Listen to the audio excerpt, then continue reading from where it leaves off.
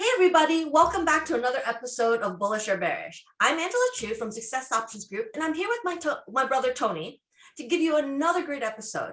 So what we're talking about today is debt, and it's going to be very interesting.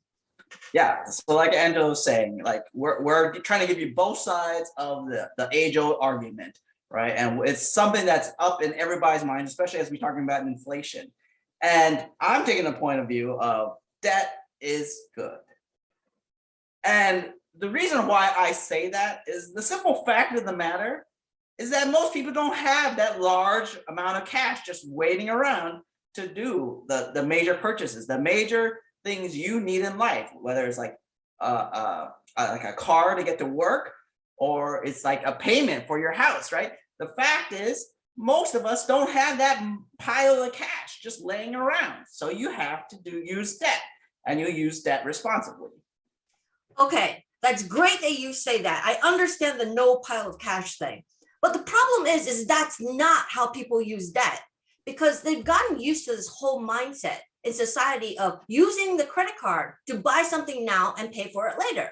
The problem is that a lot of them don't connect the fact that they're still the one that has to pay it later. So they keep buying and buying and buying because, oh, well, I'm not at my credit card limit. And they just get into bigger and bigger debt. And that's a burden on them. So yeah, I mean, like most things in life, a little bit or too much of one thing is not good, too much of another thing is not good, right? And there's a difference between good debt and bad debt, right? And good debt is something that will increase in value or make it will be more worthy or more valuable in the future. And I think the one thing that most people on your side, Andrew, will say, oh, just cut up all your credit cards, just don't use credit at all. And it's unrealistic, right? Because you need to build a history, right? Unfortunately, the way the system works is you need to build a credit history. And in order to get into rent an apartment or to do anything, you need to have some sort of history that people know that you're worthy of people like having you join or having you get the apartment. And you can't do that without using credit. Okay, yes, I agree that you do need to have a credit history. But you know what? The thing is, it's about spending within your means.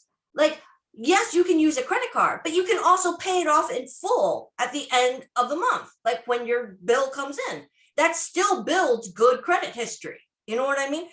What I'm talking about is buying and buying and buying, like having debt when you don't even know your own financial situation well enough to like actually plan for how you're going to pay for this back.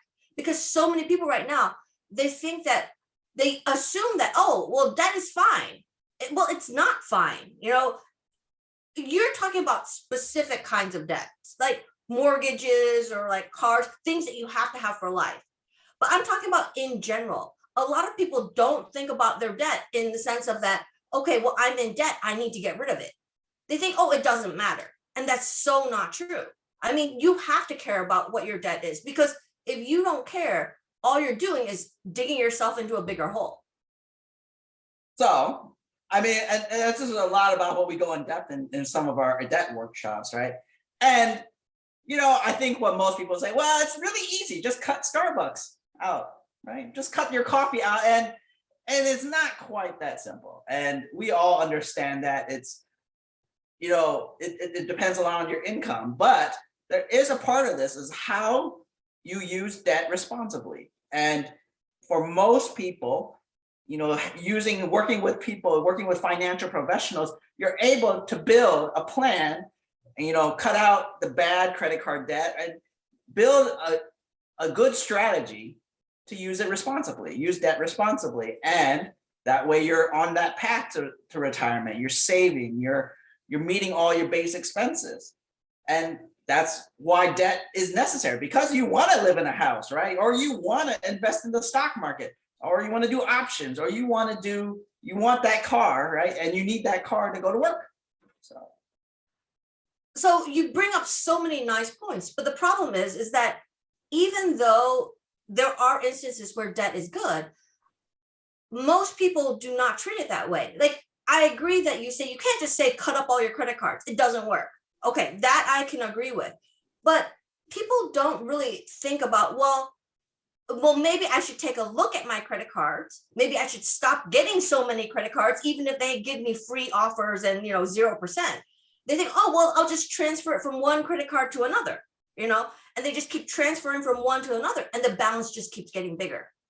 And it's kind of like you say, well, that's why we talk to so many people about like having to like actually pay attention to the financial situation, why we give workshops, why we give training, we give financial sessions with people, because really you do need to pay attention. You do have to care. It's not going to magically go away if you ignore it.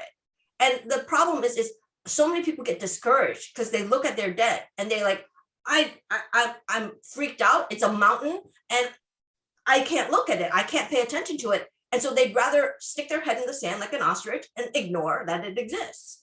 And that doesn't help, because the only way you're going to get out of debt and pay it off, and be able to actually get ahead in your life is to actually, like you said, manage it responsibly. Yeah. And the other thing I also hear, so I mean, it's that time of the year for taxes, right? It's April. Everybody's, for individual taxes. And the thing I often hear, right? They're blaming debt, right? That's why. And it's like, well, I just need more income. I just need to make more money. I'll work more jobs. And it's just not true, right? The debt is, you need to pay off the debt, right? But I would tell you the trick here for taxes is you need to pay less taxes. And that doesn't mean just like, don't pay your taxes. No, that means like, how can you do it in a way like with investments and other things like long-term capital gains or things like that? How do you reduce your tax so that you give less to the government, or you're paying less taxes in the responsible way that's not illegal, right? You're not going to jail, right?